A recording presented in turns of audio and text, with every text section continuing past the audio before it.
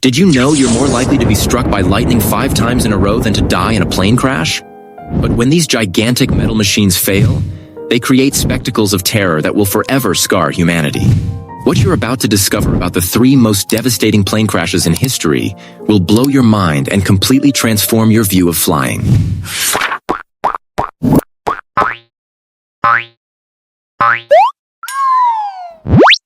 The big problem. Dude, the fear of flying is stealing your life. While you tremble at the thought of stepping on a plane, you're missing out on opportunities that could change everything. That international promotion, the dream honeymoon, the multi-million-dollar business venture across the ocean, all of it is being shelved because of a fear based on total ignorance. The accidents that changed everything. Accident number 1, Tenerife. When 2 Boeing 747s turned to metal mash. Picture the scene. March 27, 1977, Canary Islands. 2 gigantic Boeing 747s, each the size of a 20-story building and weighing over 300 tons, preparing for the biggest mess in aviation history. It was supposed to be a peaceful Sunday vacation, with families enjoying the sun, children playing, when boom, a terrorist bomb explodes at Gran Canaria Airport, sending literally dozens of giant planes to Tenerife, a small, rural airport never designed to accommodate such flying metal monsters.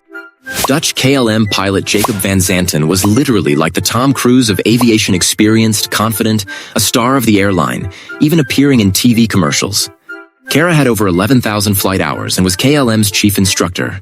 He was the kind of pilot other pilots respected and admired.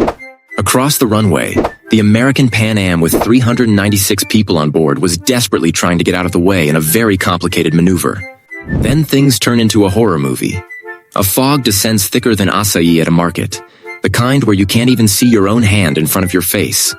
The airport becomes a total mess. No one can see a damn thing, and the radar system is more broken than a politician's promise in an election year.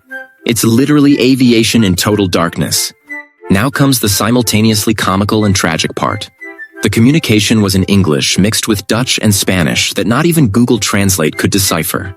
The air traffic controller, already stressed out as hell, gives KLM route clearance but does not authorize takeoff.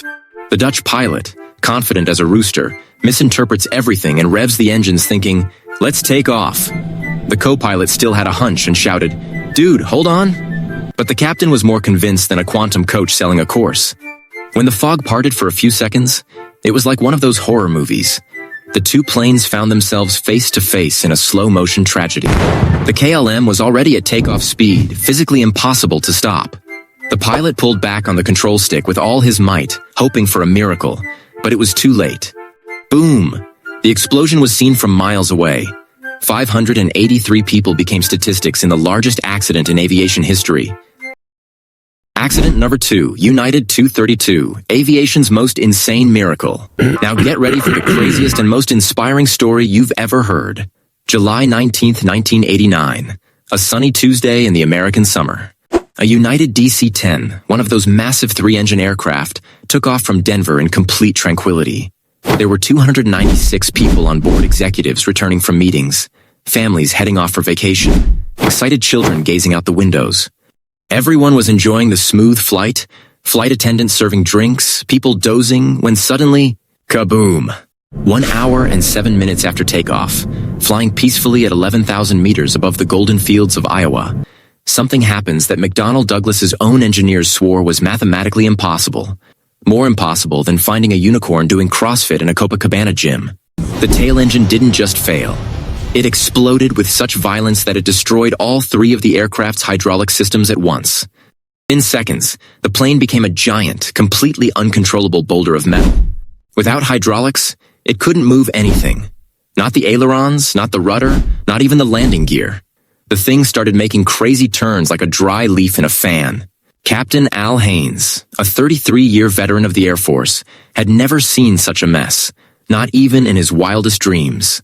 Luckily, he had a retired United pilot as a passenger who asked, "Can I help you?" Together, these guys discovered something brilliant.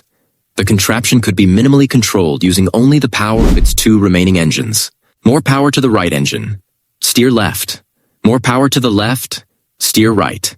Sounds simple? Try doing that flying at almost 1,000 km/h with 296 lives in your hand. For 44 minutes of pure agony, they flew an aircraft that wasn't designed to be controlled that way. Every second was life or death, impossible calculations and millimeter-by-millimeter power adjustments. When they finally spotted the Sioux City runway, everyone knew it would be a suicidal landing. The impact was brutal. The plane crashed, rolled over, caught fire, and broke apart. 111 people died. But listen to this. 185 people survived, what should have been certain death for everyone. This proves that when you combine exceptional skill with the lessons of previous accidents, even miracles happen.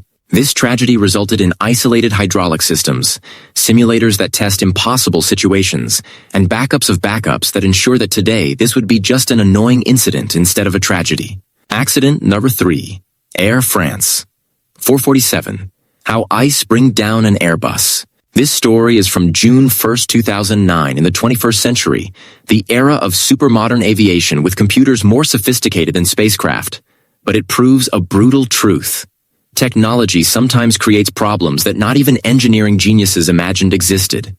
It was a perfect tropical evening in Rio de Janeiro, that warm, pleasant autumnal warmth when an Air France Airbus A330, of the most modern and safest aircraft ever built, took off from Galeon Airport, bound for Paris. On board were 228 people, European tourists returning from vacation, Air France executives, French families visiting relatives, a lively crowd who had no idea they were living their final hours.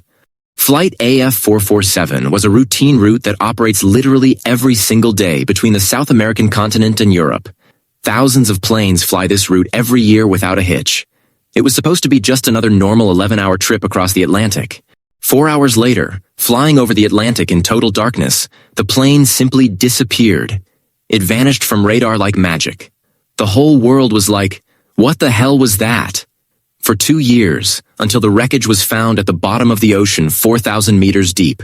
When the black boxes were analyzed, they revealed a sequence so absurd it sounded like a horror comedy script.